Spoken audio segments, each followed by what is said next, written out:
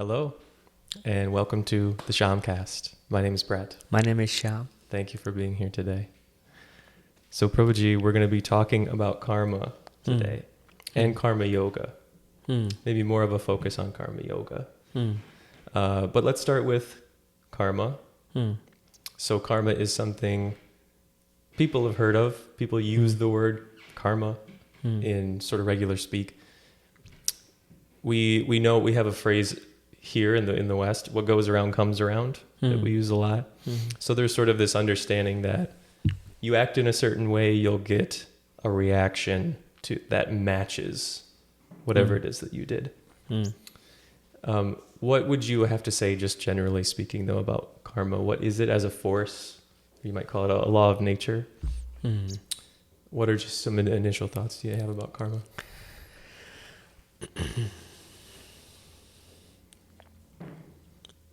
There is karma. Karma generally means action. It can be a good action. It can be a bad action. It can be a karmic reaction. I think the whole world is governed by karma. Everything good or bad depends upon one's karma. The desires we have is also based on one's karma. And our future is also dependent upon one's karma. So it seems like it's in control, you might say. Yeah. We do have a choice of how we react in current situation that describes the future. But what the situation brings us is based on our past. Like who we are, where we take birth, how we look, how intelligent we are, how successful we are, which job do I get, what relationships I get into. Pretty much. And like you said, it literally translates to action. So karma is what you do. So on the one hand, karma is that. We're always, you could say, creating karma.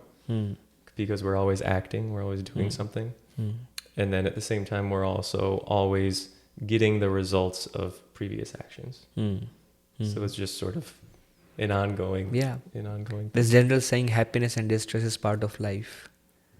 And it's based on this principle. So maybe just with that as a backdrop, maybe there was something new in there for people who are listening. Maybe they've already heard that. But today's focus is going to be more on karma yoga as the Bhagavad Gita describes it.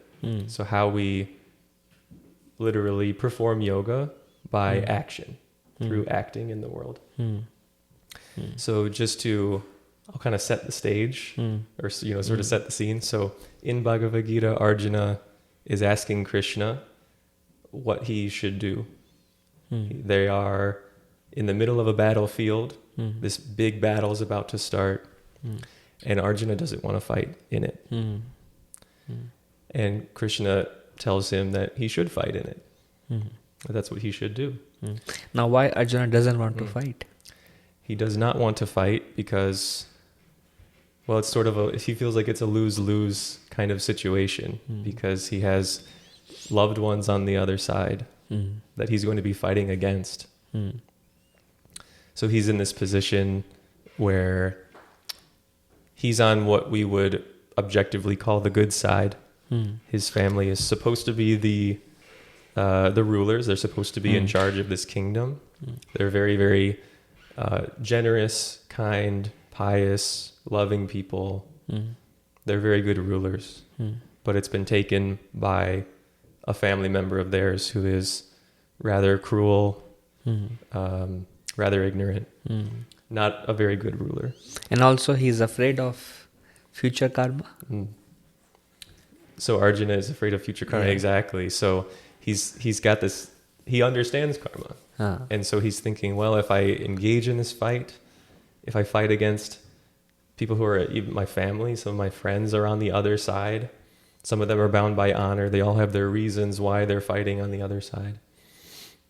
Isn't that going to create all these bad karmic reactions? It's a terrible thing to do, to fight against your family, you know. So he's thinking that, he expresses that to Krishna. And Krishna continues to tell him that he should do it.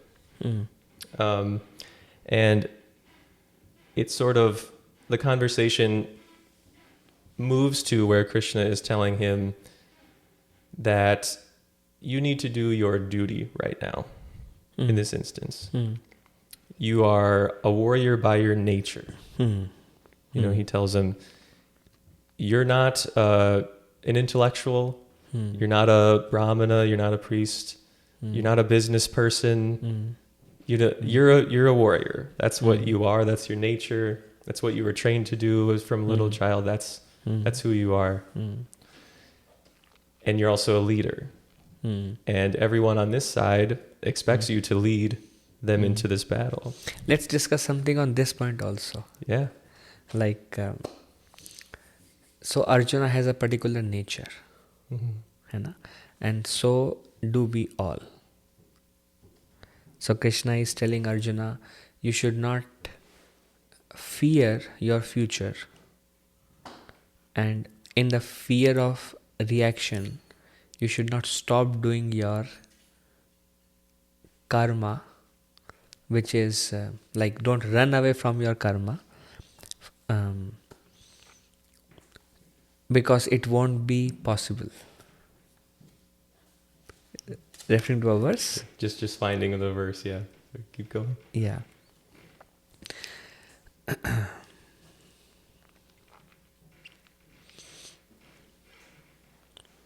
We all have a particular nature. We will be forced to act according to it. The only choice we have is what is our motive behind what we do. We will be forced to do what our nature propels us. The only choice we have is what is my intention behind doing it. Why would we say that our nature is sort of determined, or it's already there? Because what does that mean to say that we have our nature, we can't sort of fight against it? Yeah, because like we discussed earlier, we are all governed by the modes of material nature, and these modes, they define our nature. These are forces. So some people will, in every situation, they will be peaceful.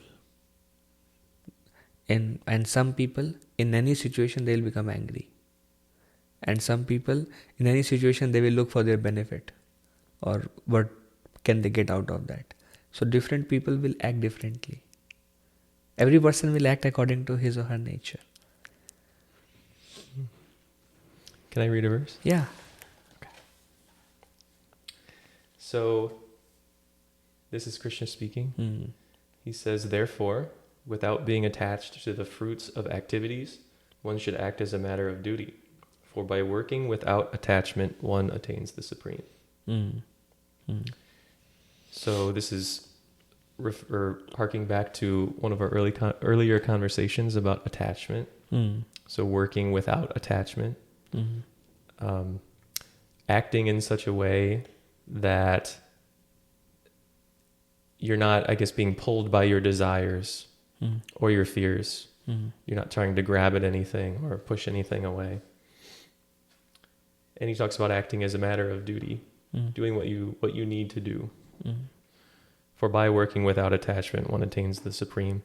So he's stating this is one of the methods. You want to, if you want liberation, self-realization, there's a lot of terms to describe this, attaining the supreme. This is a method of doing so.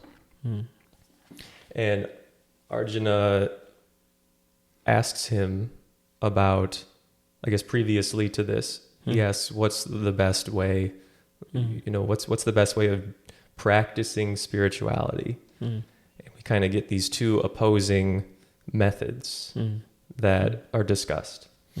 And so one of them you might call renunciation, where maybe, it's like if we typically think of what does a spiritual person do, what do they act like? We might think along more these lines, where it's like they leave things. They just sort of stop being a part of the world. They leave their job, they leave their family, they leave their home. They're not really, they sort of remove themselves from the society and go to the forest or do meditation. Cave. Yeah, they do meditation. That's what they do all day. They go to a monastery or an ashram and they just do that. That's what they do. And so that on the one hand is contrasted with the path of karma yoga, which is to act within the world, basically not to change anything externally. Keep doing what you're doing. Don't leave, don't quit your job. Keep doing everything you're doing. But I guess, would you say change the reason why you're doing it? Change the reason behind it. So when he's talking to Arjuna about doing your duty, there are all these things that we have in life that are our responsibilities.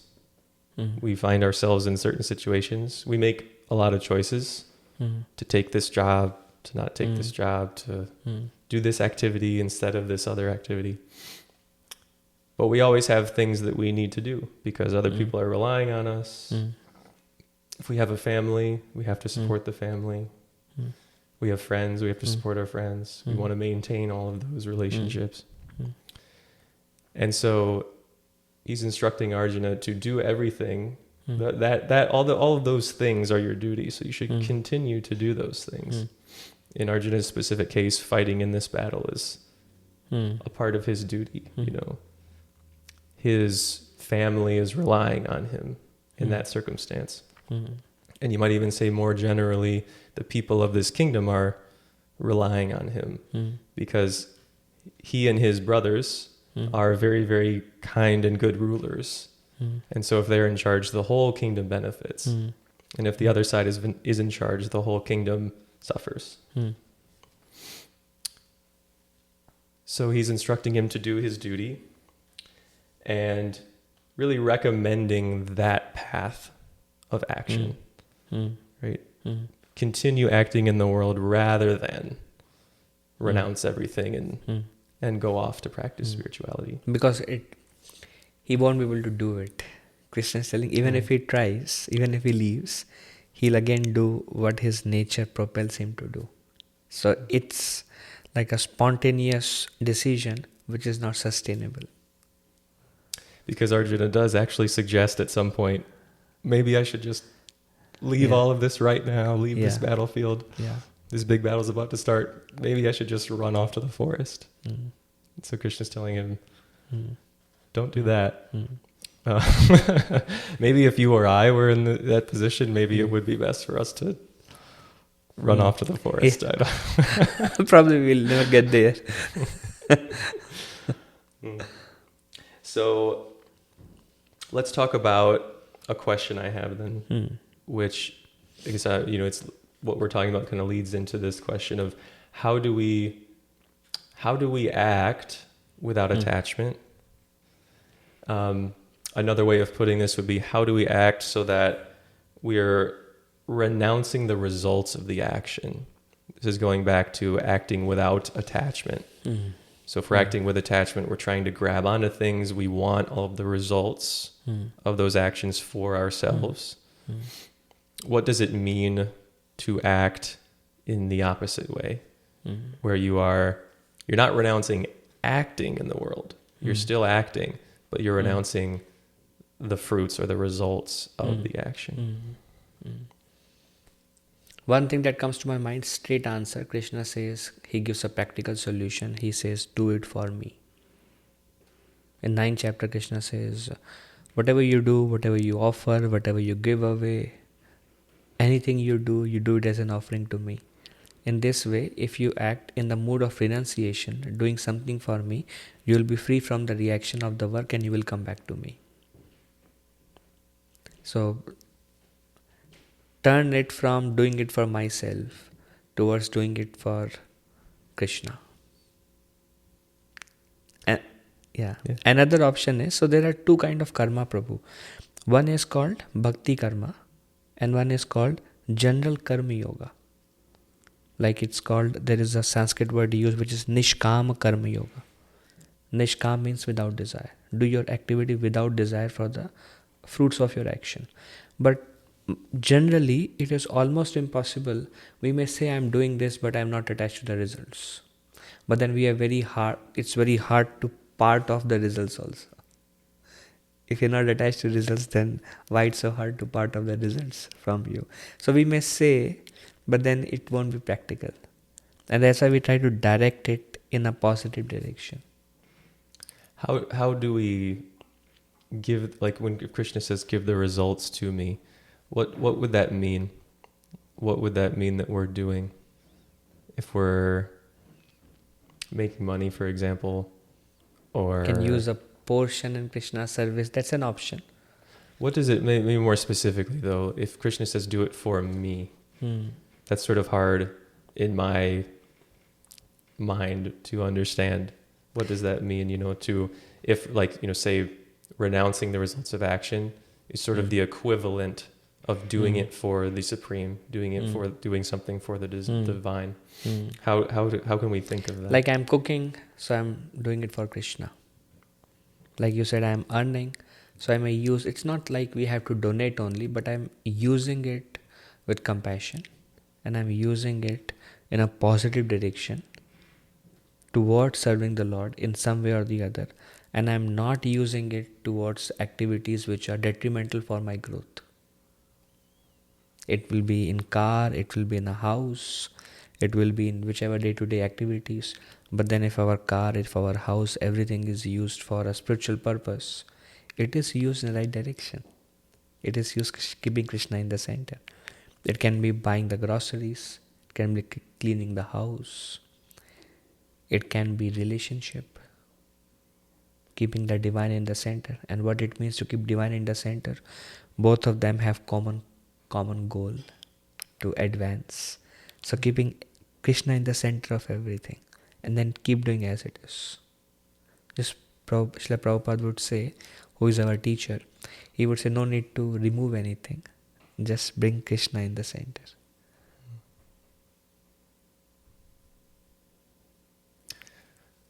Trying to think of what's one, like a description I can give of how, like I might think of this,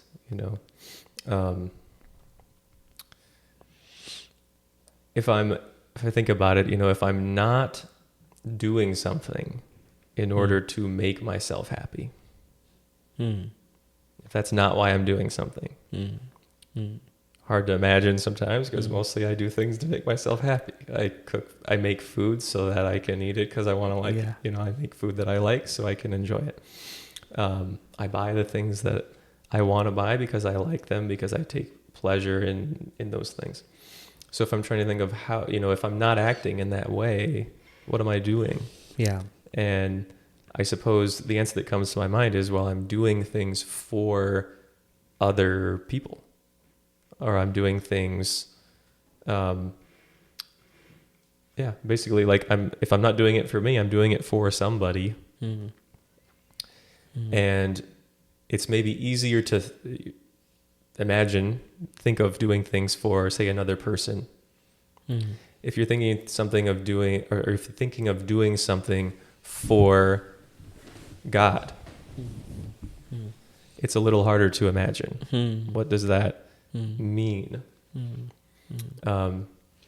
Yes, Prabhu. It's like Krishna said the standard we have to get here. And then when we see things from this perspective, very hard to understand, very hard to even relate. So Srila Prabhupada said there is doing things for oneself and they are doing things for those who are my beloved. Both are two sides of the same coin actually. Because it's also based on attachment.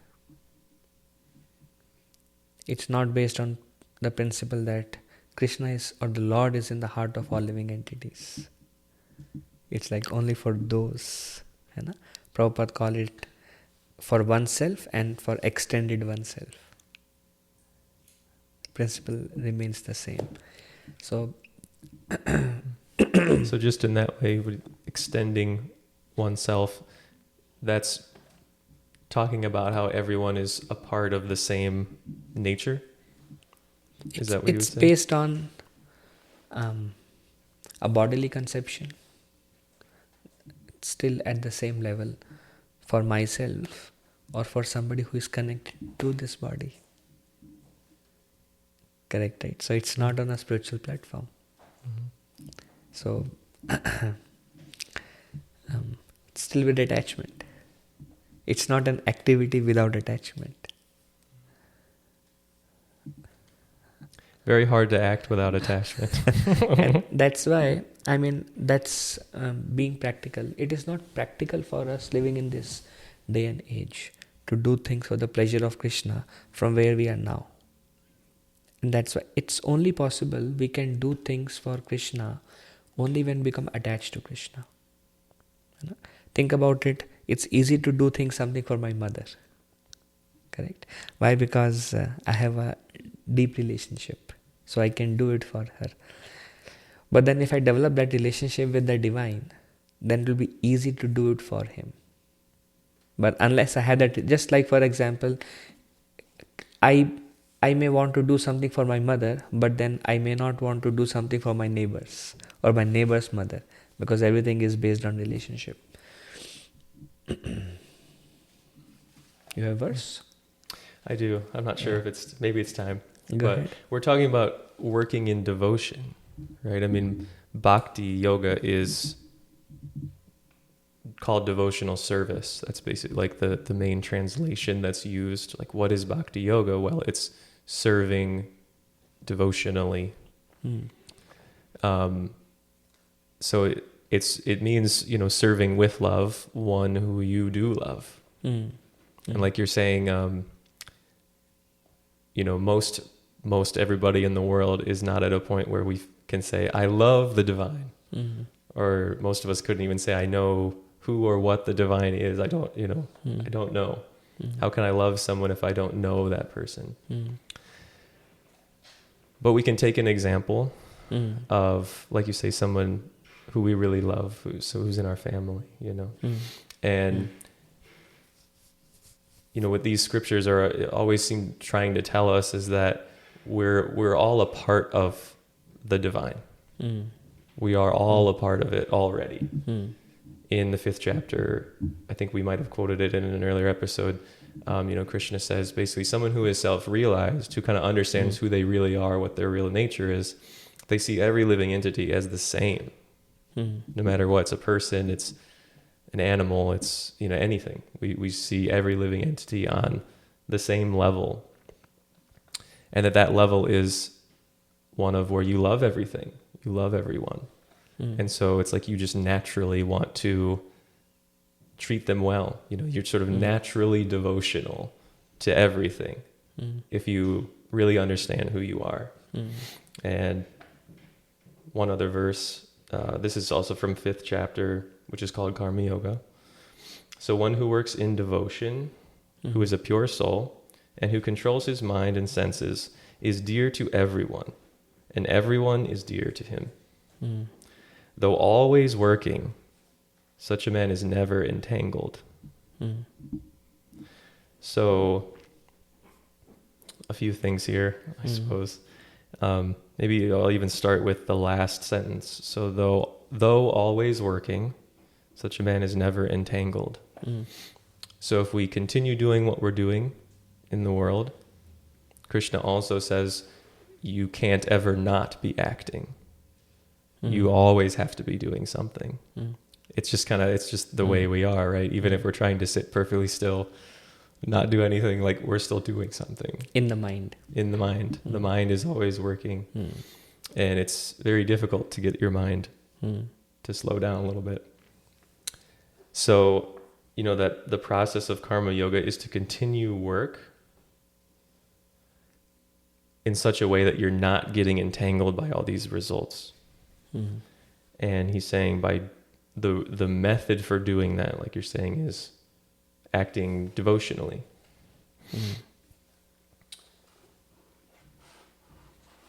Any thoughts there? Yeah. In the beginning, we may not have that relationship with the divine. So it is very difficult to work for him. And that's why there is a path of devotional service. Like either discussing about him, hearing about him, glorifying him. There is a path that is described in, like, we call it sadhana, we call it spiritual practices. When that is there in our life, that helps us develop a relationship. And as the relationship grows, then it will become easier to do things for the divine. But when we don't have relationship, as I was mentioning earlier, we cannot do something for somebody we don't know. First we need a relationship. Once we become attached, it's very easy to do things for them. Like a husband works to maintain the family. Correct, right? Or a person relationship is trying to do so many things to please the other person. When there's relationship, you can do things for them. Without relationship, how can you do? It will be very artificial. And that's why our karma don't transcend day one. But then there is sadhana, there is spiritual practice. And as that deepens, gradually we get into practicing karma yoga. So it's a process. It's a process.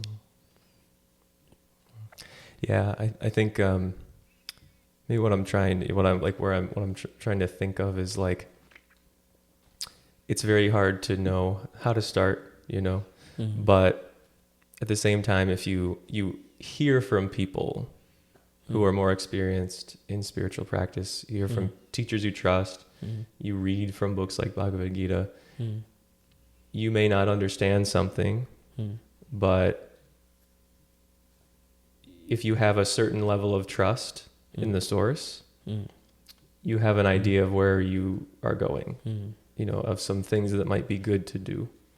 So it's like, for me, if I hear every living being has the divine energy, the divine spark inside. It's in here, it's in there, it's all over the place. That makes me personally want to try to act selflessly, figure out what it means to act selflessly, to try to start something like that. Yeah.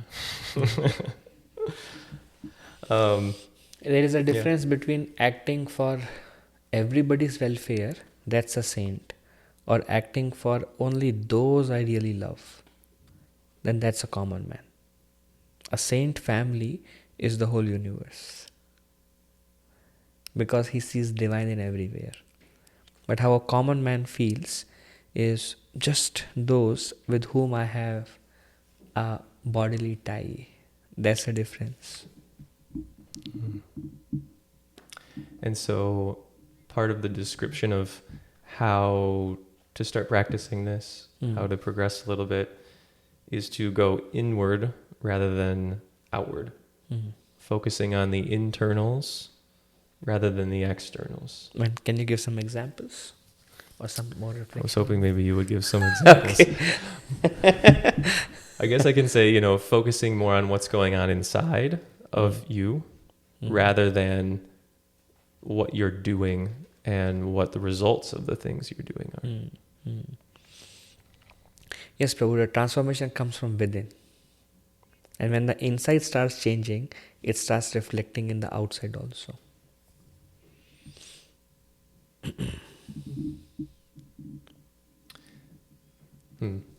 Well, what does it mean to focus on the internals then, I guess? This is a point I certainly don't have a real solid answer for it. Does it mean that I think more about what I'm thinking about? Because if I think inside, it's like, well, what's going on inside is whatever my mind is saying, whatever I'm thinking, whatever I'm feeling. Is that what it means to focus more on internals?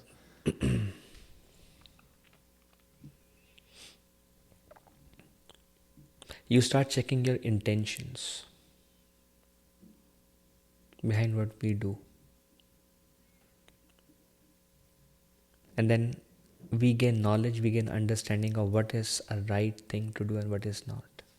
what is the right thought and what is not. And when we start checking our internal, then we see, oh, this is where I'm going wrong. And then really in our path of bhakti yoga, it's keeping the divine in the center. So it's like understanding that we have a higher nature. Is that maybe one way of saying it? Mm-hmm. We're not just a body. Mm-hmm. I'm not just my The physical being, body. yeah. I'm not just my mind and the thoughts and feelings going on inside. There's a higher nature to it. Mm. So instead of maybe like you're talking about focusing on intentions, what are my real intentions? So if I go inward and I notice the thoughts and the feelings going on inside of me a little bit more, I might start to actually notice, why is that there? Where does that come from? I know I'm thinking all these things. I know I'm feeling all these things. But if I can look at them without judging them, right? I'm not trying to go for anything, trying to practice that detachment, not being attached to that feeling, right? It's like allowing it to be there, but not clinging to the good stuff and pushing the bad stuff away, just letting it be there. It's easier to see what is behind that. Why am I so angry right now, for example? And then maybe the response is, well, because so-and-so said this and they did this and they shouldn't have, whatever. But if I just, okay, I am angry right now. I might notice a little bit easier, like, oh, maybe, well, I sort of expect this thing of this person. And if I'm really honest with myself, I haven't really explained that expectation very well to them. So maybe they don't know I have this expectation. Then when they don't meet it, I get angry, but they don't know why. So maybe that's just an example. Sort of getting to know what's going on inside a little better, focusing on internals. Yeah. Well, another topic that really interests me that has to do with this verse too is like how you act in this way. I try to perform bhakti yoga. We often, I guess, it seems like you're saying, there's sort of two varieties, maybe. Karma yoga is simply giving up results of actions. Bhakti yoga, when you mix that in, is doing it in devotion, right? Doing it devotionally. When you act in such a way, everybody becomes dear to you, and you become dear to them. So just saying, like, this is just the natural process. You start acting less selfishly, more selflessly. You actually start to like everybody else more, or feel deeper feelings toward every other being, and they just sort of naturally respond to that. They just feel that towards you as well. Krishna also explains there are three kinds of karma. He says there is good karma, there is bad karma, like good action, bad action, inaction. So good action is helping somebody. Bad action is harming somebody or doing something not recommended. Inaction is action that does not have a reaction. And that is of two types. One is doing it selflessly, one is doing for the divine. Doing it selflessly does not have a reaction. Doing for the divine will help us push towards a spiritual path. So the first one, acting selflessly, this is mode of goodness. Right? This mode to of connect goodness. it to the modes. To act selflessly is to act in the mode of goodness. So then the second thing you're talking about, acting for the divine, is beyond the modes, above the even the modes. mode of goodness. Yes, yes, that help us progress. How can we think of that? Because we've sort of described earlier that everything in our lives is governed by these modes. These are the forces that are acting upon us. It has to do with the choices we make. And then, we get this is how I guess karma and the modes are working together. We are under the influence of these different modes, and then we make a choice, we act in a certain way, and then that action has a reaction. So if it's a good action, it'll have a good reaction. If it's a bad action, it'll have a bad reaction. But if that's how we think of, well, this is how everything is sort of governed by these laws, by these forces, how could we go beyond that? What would it mean to go beyond that? It begins with a mixed action towards the divine. I mean, the action itself is divine, but the intention is governed by the modes. And that becomes mixed. It means I'm doing something, activity for the divine, but then I have internal motives. But because there is some aspect of divine attached to it, may not be the intention, but just the action, it brings purification, brings advancement. And then when the first is internals, changes after a long time. First there is the external act of bhakti, and the internal are still disturbed and still like all over the place. The mind is all over the place. But because there is some angle of bhakti attached to it, that brings advancement. And that little thing which is bringing advancement slowly takes over and brings complete inaction for the divine, complete action for the divine. It's just a matter of, because as you said, this is beyond the modes. So when we are in the mode, we cannot act beyond the mode. We are forced to act with the mode. But when we change our externals, then we are raising our modes. And as we go beyond, our internal also matches with external, and we can do our external with complete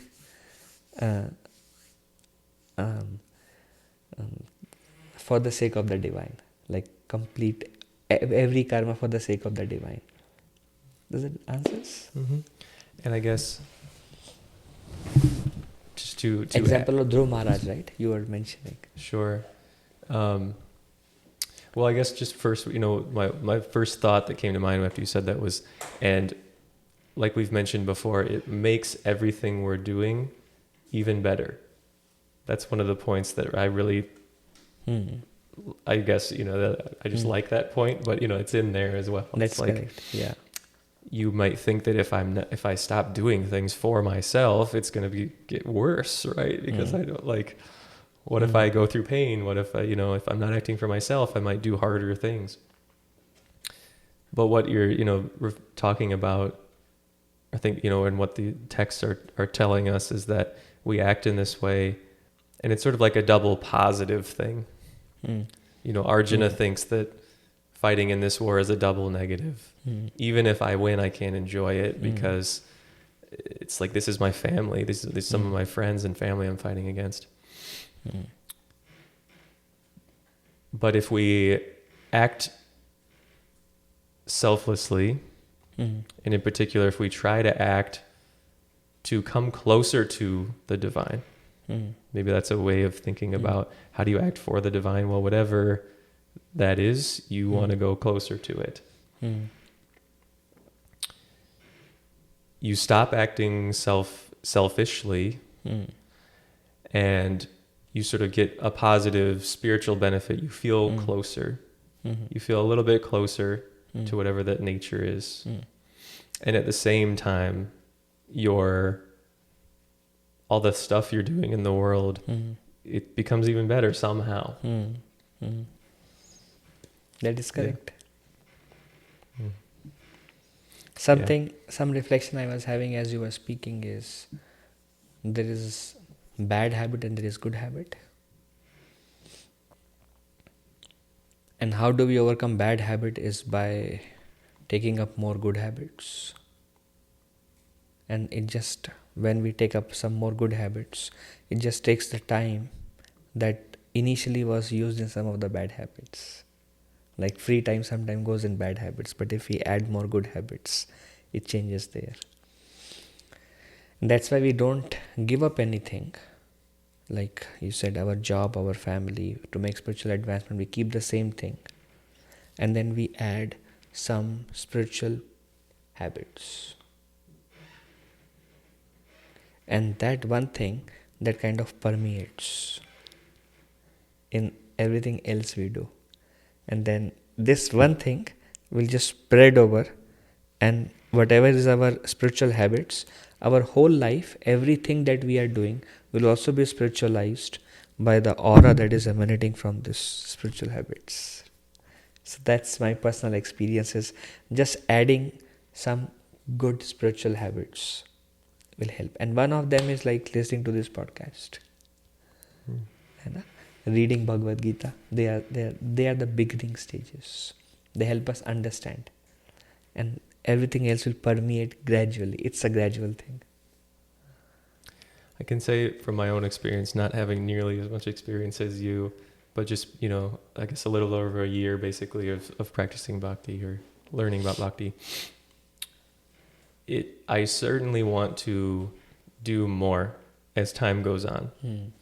I enjoy the reading more. I enjoy meditation more. I enjoy being around other people who are spiritually seeking more. And if I take that attitude that I get from being around all the bhaktis into my everyday life, I'm just generally happier. Yes, Prabhu. And if I act happier, it's like other people feed off of that energy, I guess. So if you see, now initially we were practicing just Karma Yoga, like you were working earlier. So how it begins, you begin with some association, begin with some spiritual habits. And now it's permeating. And now it's easy for us to practice Karma Yoga as Krishna says. Maybe 5% easier. And this one thing will permeate eventually everything. Like the internals will change. Initially we were doing everything for ourselves. And now this one thing has changed 5% of why I'm doing something, how I'm handling the situation. And now I actually start seeing the hand of the divine or a spiritual perspective to things that I'm doing. It's already becoming purified. And as this keeps growing, this spiritual habits, everything else will be spiritualized. Because even if we say we should do things for the pleasure of the divine, it won't happen without that spiritual habit in our life. And then as this grows, this is like direct bhakti. This brings like very fast progress. And then this brings inner peace. And as you said, it will permeate throughout your day.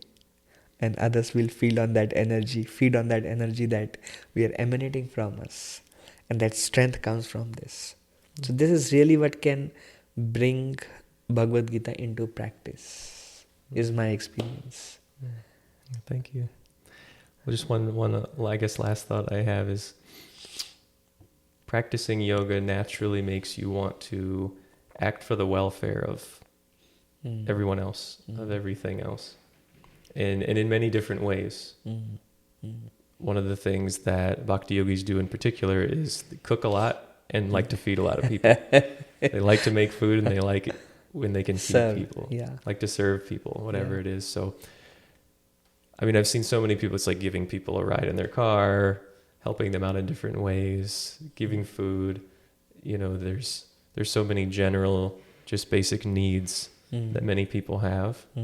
And when you are around a spiritual community, those people just give those things more and more. And then sort of in a different sense, maybe like a higher sense, you also want other people to be happy. You want other people to realize there's so much to your life and there is such a beautiful nature right there within you.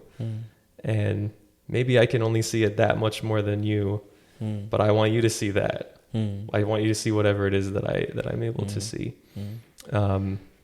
makes me very grateful to have teachers who are advanced, who can see a little bit more, And that's how a spiritualist become dear to everyone, because he's actually others' well-wisher, and others can sense it.